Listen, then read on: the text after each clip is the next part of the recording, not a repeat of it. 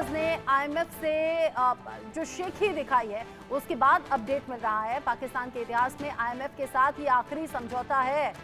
पाकिस्तान को कर्ज नहीं, इन्वेस्टमेंट चाहिए, ये सीधे तौर पर कह दिया गया। बेल आउट पैकेज के लिए पाकिस्तान का ये आखिरी समझौता शहबाज सरकार की तरफ से, शहबाज शरीफ की तरफ से गिड़गिड़ाया गया और ये आखिरी मदद के तौर पर, आखिरी समझौते के तौर पर पैकेज मांगा है।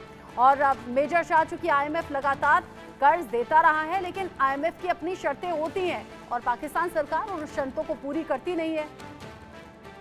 बिल्कुल, देखिए हिंदुस्तान ने भी आईएमएफ से कर्जा लिया है, ऐसी बात नहीं है, लेकिन हमने टाइम टू टाइम जिम्मेदारी से वापस किया है, तो हमारी क्रेडिबिलिटी बहुत ऊंची है। पाकिस्तान ने 1950 में आईएमएफ ज्वाइन किया क्योंकि उनकी नेचर ऑफ इकोनॉमी बहुत नीचे थी। जैसे हम इंश्योरेंस नहीं करते अपने लैपटॉप का या कहीं पे गाड़ी का या घर का, वैसे ही इन्होंने अपना आईएमएफ समझा कि हम आईएमएफ ज्वाइन कर लेते हैं। हाँ। ऐसा तो होएगा।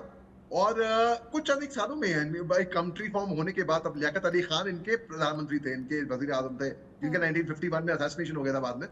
तो इन्होंने आईएमएफ ज्वाइन करी और ये कितने बार, पता नहीं 20 मरतबा से ज्यादा ये आईएमएफ से कर्जा ले चुके हैं और 14 से ज्यादा बार तो ये डिफॉल्ट कर चुके हैं कर्जे में। तो आप ये बताइए, अगर एक बार कोई कर्जा दे देगा, 2 बार दे देगा, बार बार कर्जा देगा और फिर आप लौटाओगे नहीं, आप डिफॉल्ट करोगे। बिल्कुल सही बात है। और पाकिस्तान जो कहता है वो अपनी बात पर टिकता भी नहीं। ये भी एक बहुत बड़ी वजह है कि भरोसा पाकिस्तान पर होता नहीं है। इन सब के बीच में पाकिस्तान के फॉरेक्स रिजर्व में भारी गिरावट आ गई है। 9 अरब डॉलर के करीब पहुंच गया है विदेशी मुद्रा भंडार 2 महीने से कम के आयात के बराबर अब बचा है। विदेशी मुद्रा भंडार में गिरावट से मुश्किलें और ज्यादा पाकिस्तान की बढ़ने वाली हैं।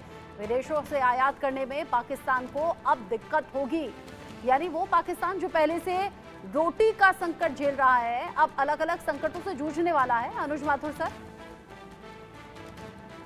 बिल्कुल, अब ये बिल्कुल सही बात है। आप देखिए कि किस प्रकार से पाकिस्तान की इकोनॉमी जो है वो गर्त में जाती जा रही है। और मैं बार बार कहूंगा यही बात कि उसकी वजह यह है कि पाकिस्तान की पॉलिसीज लॉपसाइडेड है। पाकिस्तान के पास डेवलपमेंट, इकोनॉमिक ग्रोथ का कोई प्लान नहीं है, कोई इन्वेस्टमेंट की सिचुएशन ठीक करने का कोई उनके पास प्लान नहीं है।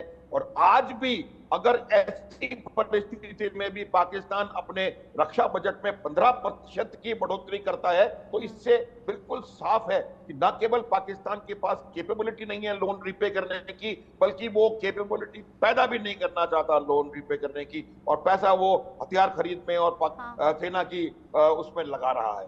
देखिए, जब तक पाकिस्तान की सेना का उनकी पॉलिटी में, उनकी इकोनॉमिक्स में, उनके फॉरेन अफेयर्स में हाथ रहेगा, तब तक पाकिस्तान कहीं नहीं जा सकता। लेकिन पाकिस्तान का इतिहास ये भी तो है ना कि सरकार बस डमी के तौर पर रहती है, सेना की हुकूमत चलती है, और इसीलिए जिन सिचुएशंस की हम बात कर रहे हैं वो इम्पॉसिबल सी नजर आती है पाकिस्तान में, और इसीलिए कहते हैं कि पाकिस्तान की बर्बादी, तबाही तय है। अनुज माथुर सर, मेजर शाह, बहुत शुक्रिया आप दोनों का मेरे साथ में जुड़ने के लिए, इस डिस्कशन में साथ में रहने के लिए बहुत शुक्रिया।